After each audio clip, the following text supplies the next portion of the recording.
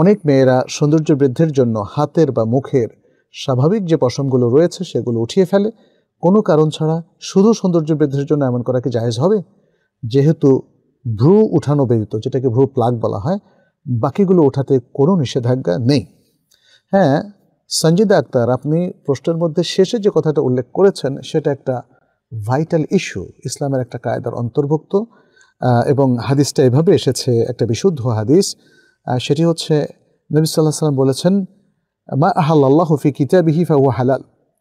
আল্লাহ তার কিতাবের মধ্যে যা হালাল বলে ঘোষণা করেছেন সেটা হালাল, বৈধ। ওমা হাররামা ফাহুয়া হারাম, এবং যেটাকে তিনি হারাম হিসাবে গণ্য করেছেন সেটা হারাম। ওমা সাকাতা আনহু ফাহুয়া আফওন, আর যে ব্যাপারে তিনি চুপ থেকেছেন, অর্থাৎ হারাম হালাল কোনোটাই বলেননি, সেটা আফওন, সেটা বৈধ, সেটা মুবাহ, পারমিটেডের মধ্যে পড়ে, অর্থাৎ সেটা করলেও মাফ, আবার না করলেও মাফ। ফাকবালু মিনাল্লাহি আফিয়াতাহু, তবে আল্লাহ যেটাকে মাফ করে দিয়েছেন সেটা তোমরা গ্রহণ করো, সেটা তোমরা গ্রহণ করো।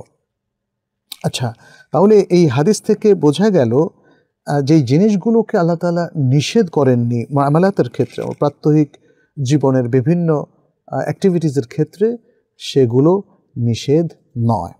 তাহলে আমরা দেখেছি যে রাসূল সাল্লাল্লাহু আলাইহি ওয়াসাল্লামের বিশুদ্ধ হাদিসে আন্নামিসা ওয়াল মুতানাম্মিসা, যারা ভ্রু প্লাগ অন্যের করে অথবা নিজেদেরটা করে, তাকে আল্লাহ সুবহানাহু ওয়া তাআলা লাআনাত করেছেন, অভিসম্পাত দিয়েছেন। তাহলে ভ্রু প্লাগ করা ছাড়া বাকি অন্য লোম উঠানো, এই ব্যাপারে যেহেতু নিষেধাজ্ঞা নেই, ফলে সেগুলো উঠাতে শরীয়তে কোনো বাধা নেই, এবং এজন্যে মেয়েরা পাপী হবে না এবং শরিয়া লঙ্ঘনও হবে না। সেটা সে কোনো কারণ ছাড়াই করুক আর কোনো কারণেই করুক, সে যদি সৌন্দর্য বৃদ্ধির জন্যও করে তাতেও কোনো সমস্যা নেই।